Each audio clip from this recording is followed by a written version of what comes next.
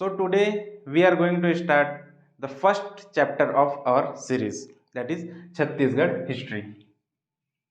First chapter, chapter 1 of Chhattisgarh history. This chapter is basically related to our prehistoric age. But before starting this, we will look into the various divisions or partitions of the history, how the history has been described. So, on the basis of script, John Bruce, on the basis of script, John Bruce ने लिपि के आधार पर इतिहास को 3 कालखंडों में बांटा है। जब हमारे पास स्क्रिप्ट्स अवेलेबल नहीं थे तब उस फेज को जॉन ब्रूस ने नाम दिया प्री हिस्ट्री। और जब हमारे पास स्क्रिप्ट अवेलेबल हो गए, लेकिन ऐसे स्क्रिप्ट हैं, ऐसे लिपि हैं जिन्हें हम अभी तक पढ़ नहीं पाए हैं, जिन्हें डिसाइफर नहीं किया गया है, उस फेज को कहा गया प्रोटो हिस्ट्री। और ऐसे स्क्रिप्ट जिन्हें जो यूज होते हैं हमें इतिहास को जानने के लिए और उन स्क्रिप्ट को हम अभी पढ़ चुके हैं, वो उस फेज को उसने कहा हिस्टोरिक एज।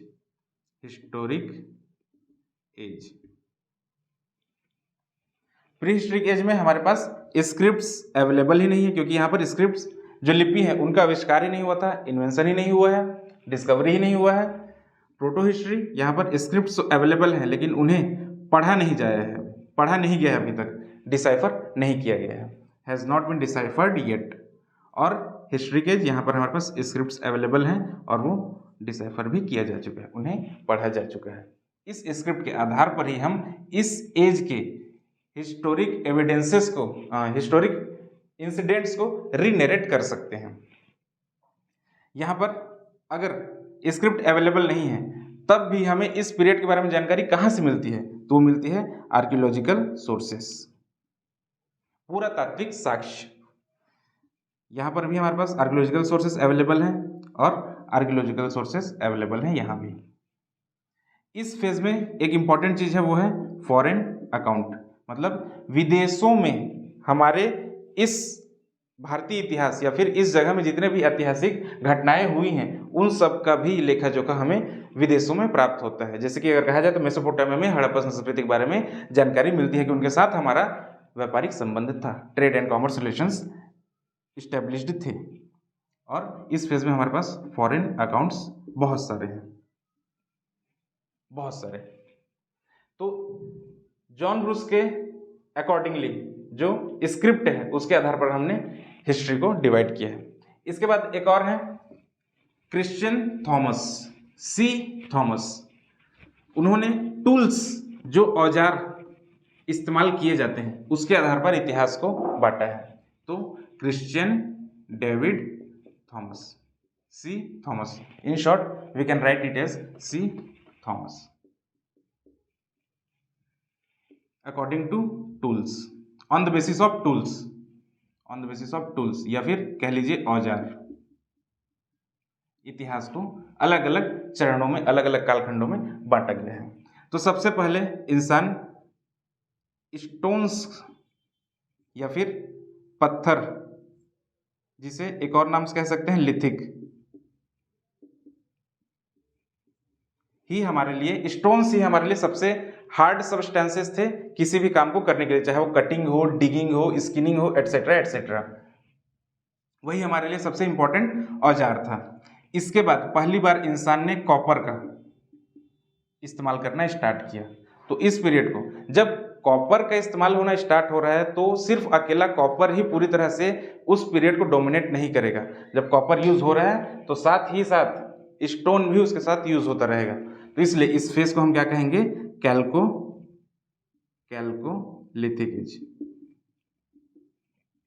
Chalcolithic as.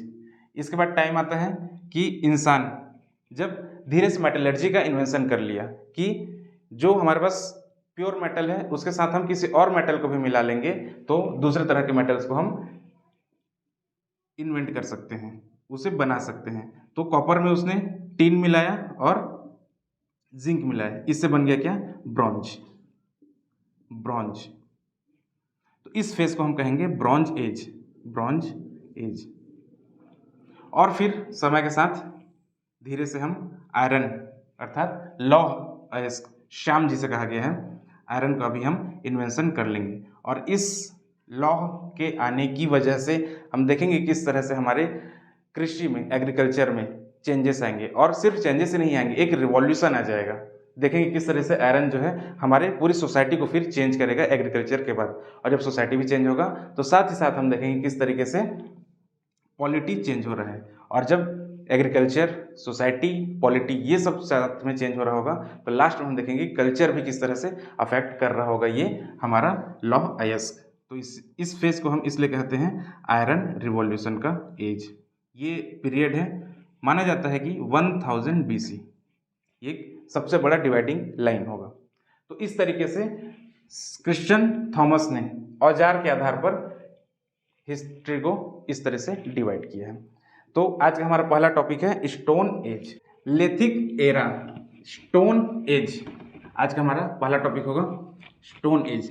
देखिए अभी तक हम लोग हिस्ट्री को ऐसे पढ़ते आए हैं कि जैसे कि हमें किताब में फैक्ट्स दे दिए गए हैं, बहुत सारे इन्फॉर्मेशन, और उसे स्टार्ट किए पढ़ने के लिए, 2-4 पेज पढ़े, इतने सारे फैक्ट देखे, किताब बंद किए और सो गए।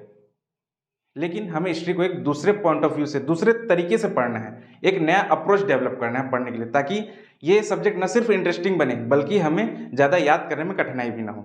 वो कैसे करेंगे हम देखते हैं। स्टोन एज के बारे में देखते हैं सबसे पहले। स्टोन एज ये ऐसा टाइम पीरियड है जब इंसान, कहा जाता है कि बंदर से इंसान बना है, जो अगर हम एंथ्रोपोलॉजिकली देखें तो ऑस्ट्रेलोपिथेकस, अफ्रीकनीज, उसके बाद निएंडरथल, होमोसेपियंस, क्रोमैग्नन, इस तरीके से हमारा जर्नी हुआ है। उस पर डिटेल से हम जाएंगे इंडियन हिस्ट्री में। इस सब्जेक्ट को, इस टॉपिक को और डिटेल में देखेंगे। लेकिन यहाँ पर हमें जानने की जरूरत ये है कि यह स्टोरी है एक आदि मानव के या फिर अर्ली मैन का, early man, simple man, simple man का क्या बनने का, एक रैशनल ह्यूमन बीइंग बनने का, रैशनल ह्यूमन बीइंग बनने का ये एक जर्नी है। इस जर्नी को हमें पढ़ना है बेसिकली कि वो कैसे हम एकदम सिंपल साधारण इंसान से एक सोफिस्टिकेटेड मेंटालिटी वाले, एक थॉट प्रोसेस डेवलप करने वाले इंसान बन रहे हैं। इस चीज का ये जर्नी है। तो पूरा जो हिस्ट्री है, सिर्फ स्टोन एज ही नहीं, पूरा हिस्ट्री है वो इसी चीज पर बेस है कि हम किस तरीके से सामान्य से असामान्य की तरफ बढ़ रहे हैं। तो हमें इस तरीके से देखना है। तो अब देखते हैं कि जो लेथिक एरा या फिर स्टोन एज है वो बहुत बड़ा टाइम पीरियड कवर करता है, इसलिए हमने उसे फर्दर क्लासिफाई किया है। ये वाला जो टॉपिक होता है बेसिकली ज्योग्राफी से रिलेटेड होता है। इसको हम इंडियन हिस्ट्री में और कंप्लीट डिटेल से कवर करेंगे। अभी यहाँ पर देखते हैं स्टोन एज, जिसे पैलियोलिथिक, पैलियोलिथिक, मीजोलिथिक, पूरा पाषाण काल, मध्य पाषाण काल, मीजोलिथिक एज और नियोलिथिक एज, नवपाषाण काल। Palaeolithic, mesolithic, Neolithic. ये जो पैलियोलिथिक का पीरियड है ये सबसे लंबा ड्यूरेशन है। और इस ड्यूरेशन में जब ज्योग्राफिकली हम देखें, जूलॉजिकली, तो हमारा अर्थ जो है, पूरा अर्थ, पूरी पृथ्वी बर्फ से कवर थी, आइस शीट से पूरी तरह से कवर्ड थी। तो इसे कहा जाता है प्लीस्टोसिन आइस एज। और ह्यूमन हिस्ट्री के हिसाब से, ह्यूमन एविडेंस के हिसाब से देखें तो लगभग ये पैलियोलिथिक का टाइम पीरियड लगभग 2.5 या फिर 3 मिलियन ईयर्स अगो से स्टार्ट हो गई है और लगभग 10,000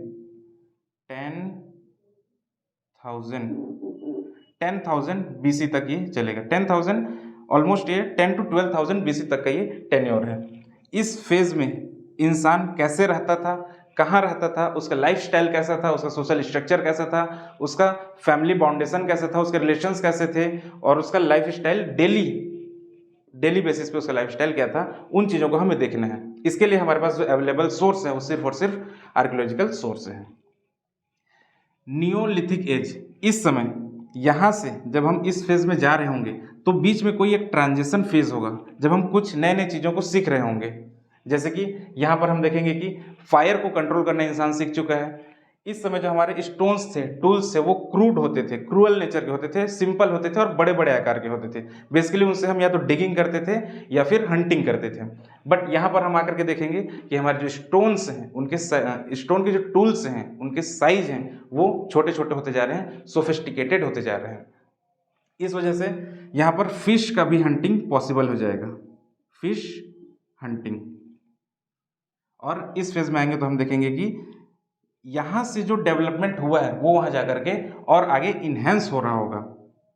जैसे कि इस फेज के बहुत सारे फीचर्स हैं। वो एक तो है फिश हंटिंग, मतलब एक स्किल फिश को हंट करने का।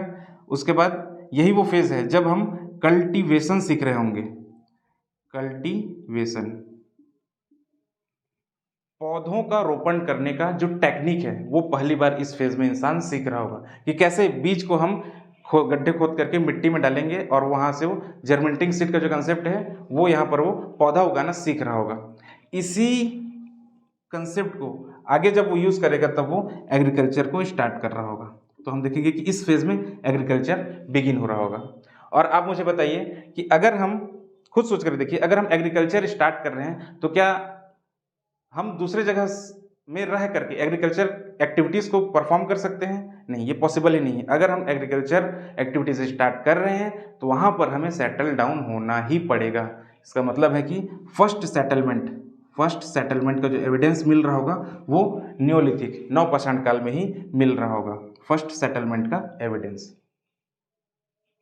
अब जब हमारे पास एग्रीकल्चर प्रोडक्टिविटी होने लगे हैं, प्रोडक्शन हो रहा है, तो उसे स्टोर करने के लिए हमें जगह भी चाहिए होगा। तो हम देखेंगे कि यहाँ पर पॉटरी, मृत भांड का निर्माण होना स्टार्ट हो रहा है। पॉटरी का इन्वेंशन हो चुका है। इस समय हम पॉटरी को यूज़ कर रहे होंगे।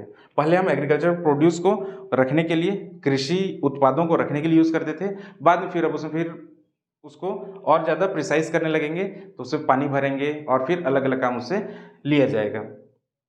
इसी समय हम देखेंगे कि व्हील का इन्वेंशन हो गया, पहिए का आविष्कार हो गया, जिसकी वजह से अब जो हमारा पॉटरी जो बन रहा था, पहले जो पॉटरी हैंडमेड बनते रहे होंगे इनिशियल फेज में, अब वो इस व्हील, इस पहिए की मदद से जब बनेंगे तो हम देखेंगे कि पहले की तुलना में अब हम ज़्यादा अच्छे से इस मृत भांड को बनाने में सक्षम हो रहे होंगे। तो हमारा ये जो जर्नी है वो कहाँ से स्टार्ट हो रहा है? सिंपल क्रूड स्टोन टूल्स से लेकर के सोफिस्टिकेटेड स्टोन टूल्स, और यही स्टोन टूल्स जो हैं आगे यहाँ पर इसी फेज में हमें एक नए धातु का, मेटल के इन्वेंशन को आगे हेल्प कर रहा होगा। तो इसी नियोलिथिक के एंड में, मतलब लास्ट फेज में ही हम देखेंगे कि कॉपर का भी इन्वेंशन हो रहा होगा। और इसके बाद फिर हमारा कॉपर प्लस स्टोन दोनों मिलकर के क्या कहलाएगा? Chalcolithic as. देखिए, कैल्कोलिथिक कहने का मतलब ये है कि जैसे हम कहें स्टोन है, इस फेज को हम स्टोन एज कह रहे हैं क्योंकि यहाँ पर स्टोन जो है प्रीडोमिनेटेड है, पूरी तरह से डोमिनेट कर रहा है एक औजार के रूप में। लेकिन देखा जाए तो औजार के रूप में तो आज भी स्टोन यूज हो रहा है। जैसे कहा जाए तो जब हम गांव में जाते हैं तो दाल वगैरह को पीसने के लिए एक चक्की का इस्तेमाल करते हैं, वो भी पत्थर का बना होता है। चटनी बनाने के लिए जो हम यूज़ करते हैं, जिसे छत्तीसगढ़ी में सिल लोढ़ा कहा जाता है, तो वो भी एक स्टोन ही है। तो क्या हम इस फेस को स्टोन एज कह सकते हैं? नहीं कह सकते। क्यों नहीं कह सकते? क्योंकि अभी हमारे पास ऑप्शन अवेलेबल है कि हम चटनी बनाने के लिए या फिर दाल वगैरह पीसने के लिए मिक्सर ग्राइंडर का यूज़ कर सकते हैं। अभी हमारे पास ऑप्शन है, लेकिन यहाँ पर ऑप्शन अवेलेबल नहीं था, इसलिए इस फेस को स्टोन एज कहा जा रहा होगा। ठीक उसी प्रकार यहाँ पर कॉपर यूज़ भले हो रहा है, लेकिन कॉपर पूरी तरह से डोमिनेट नहीं करेगा, स्टोन के साथ साथ यूज़ हो रहा हो, इसलिए इसे हम कैल्कोलिथिक एज कहेंगे। तो ये थे हमारे हिस्ट्री के इंपॉर्टेंट टर्म्स की जनरली हम इसको याद करने के पीछे भागते हैं और याद करने के चक्कर में कोलैप्स कर जाते हैं कि पता नहीं कौन सी चीज़ कहाँ था कैसा था। अच्छा, इसमें एक और चीज़ ये बचा है कि अगर हम स्टोन्स यूज़ कर रहे हैं और हमारे पास एग्रीकल्चर प्रोडक्टिविटी यहाँ से स्टार्ट हो रहा है, कल्टीवेशन हम यहाँ पर पहले सीख रहे हैं, तो यहाँ पर हम क्या खाते थे? तो हम यहाँ पर सिर्फ और सिर्फ हंटिंग और गैदरिंग का काम करते थे। या तो हम शिकार करेंगे, हंटिंग करेंगे, और फूड गैदरिंग, चाहे वो फॉरेस्ट प्रोड्यूसेस हों, फ्रूट्स जिसे हम कंद फल फूल कहते हैं, उस टाइप की चीज़ों को हम यहाँ पर खा करके सर्वाइव कर रहे होंगे।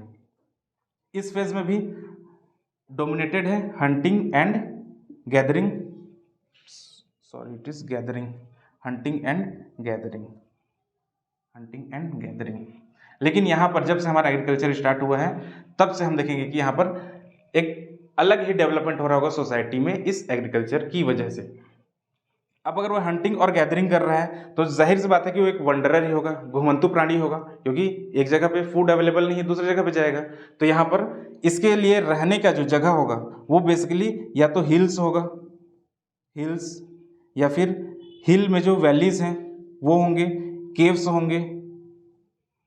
और याद रखिए ये जो फेज है जब प्लिस्टोसिन आइस एज जिसे नाम दिया गया है, जब पूरी पृथ्वी बर्फ से ढकी हुई है, तो यहाँ पर आपके पास फ्लोरा एंड फौना ज़्यादा अवेलेबल नहीं होगा, फ्लोरा एंड फौना ज़्यादा अवेलेबल नहीं होगा।